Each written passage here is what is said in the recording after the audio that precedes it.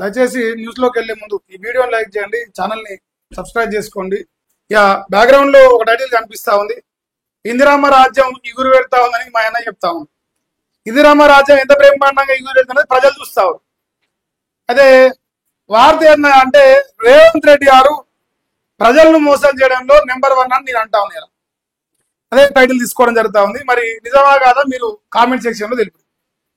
మరి మోసం చేయడంలో రేవంత్ రెడ్డి నెంబర్ 1 ఎందుకు అయింది, అసలు ఎట్లా అయింది అనేది కూడా ఇక్కడ మనం మాట్లాడదాం.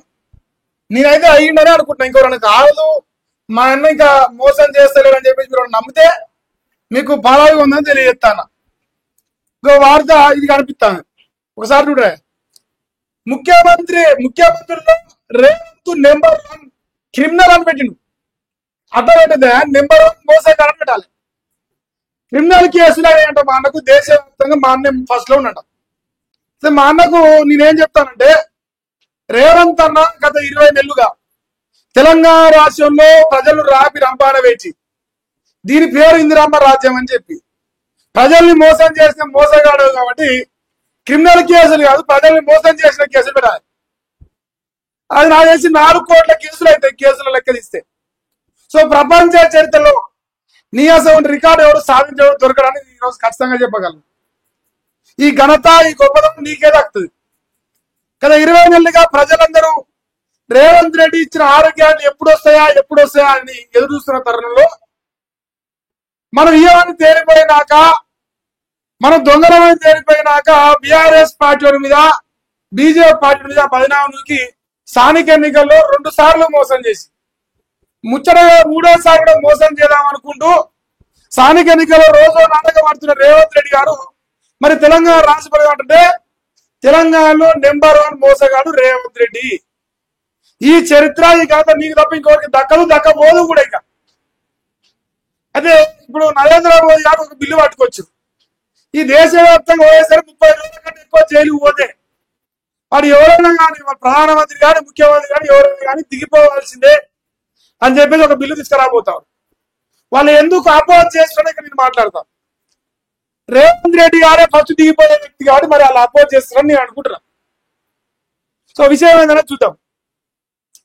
తెలంగాణ రైజింగ్ తెలంగాణ ఏమో కానీ రేవంత్ రెడ్డి మాత్రం క్రిమినల్ కేసులో నెంబర్ 1 స్థాయికి చేరుకున్నాడు. దేశంలో అత్యధికంగా క్రిమినల్ కేసులో ముఖ్యమంత్రిగా ఆయన నిలిచిండు. అసోసియేషన్ ఫర్ డెమోక్రటిక్ రిఫార్మ్స్ సంస్థ ప్రకటించిన జాబితాలో టాప్ ప్లేస్ దక్కించుకున్నారు. ఫస్ట్ ర్యాంక్ వచ్చింది నాకు అని చెప్తున్నారు కదా 20 నెలలకెళ్ళి ఫస్ట్ ర్యాంకు మరి కేసులలో వచ్చినట. ఇంకేంది, దేశంలో 42% ముఖ్యమంత్రులపై క్రిమినల్ కేసులు ఉండగా అందులో 89 క్రిమినల్ కేసులతో మొదటి స్థానంలో ఉన్నాడు. అటు ఏపీ సీఎం చంద్రబాబు నాయుడు సైతం 3వ స్థానంలో ఉన్నాడు.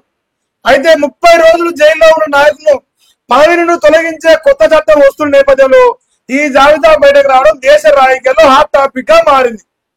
అంటే దేశవ్యాప్తంగా ఒకవేళ ఆ బిల్లు పాస్ అయిన తర్వాత ఈ దేశంలో ఫస్ట్ దిగిపోయిన ముఖ్యమంత్రి అంటే రేవంత్ రెడ్డి అని ఈ సంస్థ చెప్తా ఉంది. అంతే. అంటే ఈ ఫస్ట్ దెబ్బ అనేది తెలంగాణ రాష్ట్రానికి. అంటే ఈ చట్టంలో ఉన్నది మరి మళ్ళీ ఏమి ఉన్నాయి ఎందుకంటే వేరే పెడితే. సో గతంలో 30 రోజులా లేదు ప్రస్తుతం జైల్లో 30 రోజులా అనేది తెలియదు. కానీ గతంలో 30 రోజులకి ఇస్తే అన్నారు 30కి ఎక్కువనే అన్నాడు. సో అందువల్ల ఖచ్చితంగా అన్న జైలు పోయే అవకాశం కనిపిస్తుంది. ఇప్పుడు తెలంగాణ రాష్ట్ర ముఖ్యమంత్రి ఒకరు అడుగుతాను, తెలంగాణ రైజ్ అవుతుంది, ఓకే, తెలంగాణ ఎగురు పెడుతుంది, కొన్ని కేసులు కూడా ఎగురు పెడతాయి. ప్రజలను మోసం చేసి మోసగా ముఖ్యమంత్రి రేవంత్ రెడ్డి అని గమనించాలంటే ఈ బిల్లు ఎందుకు మీ కాంగ్రెస్ పార్టీ అపోజ్ చేస్తుంది అనేది మీరు గమనిస్తే మొదటి ముద్దాయి కాంగ్రెస్ పార్టీ కాబట్టి దొంగలు దొరల నుంచి తప్పించుకోవడం కోసం ఈ బిల్లును వ్యతిరేకిస్తున్నారు అని తేలిపోతాను. మరి 89 కేసుల్లో మా రేవంత్ అన్న ముఖ్యమంత్రి అనగా రోజుకో కేసు పెడతా. మరి నేను కూడా ఎమ్మెల్యే కన్నా మా రాజన్న కథ చెప్తాను, రోజు కేసు పెట్టి సారు ఏం టెన్షన్ లేదని చెప్పిన. ఇప్పుడు తెలంగాణ రాష్ట్రంలో కేసులు పెట్టిన వాళ్ళే, కేసులు అయిన వాళ్ళు ఎమ్మెల్సీలు అవుతారు, కేసులు అయిన వాళ్ళు ముఖ్యమంత్రి అవుతారు, మరి కేసులు అయిన వాళ్ళు ఎమ్మెల్యేలు అవుతారు. కాబట్టి ఈ దేశంలో మన చట్టం ఒక బిల్లు ఒకవేళ పాస్ అయితే ఖచ్చితంగా కథమే. ఇప్పుడు లోక్సభ అయిపోయి ఉంటుంది, మరి రాజ్యసభ ఉందా, మరి రాష్ట్రపతి గారి సిగ్నేచర్ కథ రేవంత్ మీ కూడా మరి మోసగాడు ముఖ్యమంత్రిగా ఉండే అర్హత ఉన్నదా అనేది ఒకసారి పేరు కూడా ఆలోచించాలి. రైతు బంధు ఆయన 10,000 ఇచ్చిండు, ఈయన 15,000 మీకు ఇస్తానని చెప్పి అధికారంలోకి వచ్చి మోసం చేసిండు.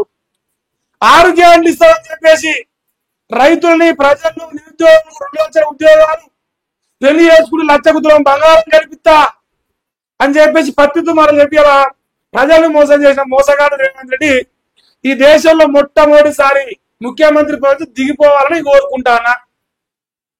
ఎందుకంటే కేసులు ఉన్న వాళ్ళు దిగిపోవాలి కాబట్టి, అన్న 30 రోజుల కంటే ఎక్కువ జైల్లో వండుకుంది కాబట్టి గతము ప్రస్తుతం అన్ని లెక్కలు తీసి అరెస్ట్ చేయాలని చెప్పేసి కూడా కోరుతాను నాకు అంతే.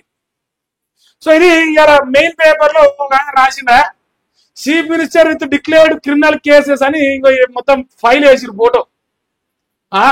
అవ్వా మా అన్న చూడు ఎంత ముద్దుకుని తల్లి తగ్గేలు పుష్పరాజు మా అన్న ఇంకా మోసం చేస్తూ ఉంటాడు, ఇంకా మోసపోరు మీరు తగ్గే ఉండదు. అంటే మీరు మోసపోవడానికే ఉంటారు, మా అన్న మోసం చేయడానికే ముఖ్యమంత్రి అయిండు. మీరు ఏమిటి చేసినా మా అన్నకు ఓటు నల్లమల్ల అడవిలోకి వెళ్ళి ఇంతమంది తొక్కుకుంటా వచ్చిండు, ఇక మమ్మల్ని తొక్కేది ఒకటే మిగిలిపోయి మరి మమ్మల్ని కూడా తొక్కుతారని చెప్పేసి మీరు ఓటేసి అందుకే చిన్న తొక్కుడు తొక్కుతాడు ఒక్కొక్కరిని ప్రజలను. సో ఇంతవరకు ఇలా రేవంత్ అన్న గారి మోసాల సిట్ట అన్నగారు మరి మోసాలు చేస్తారట.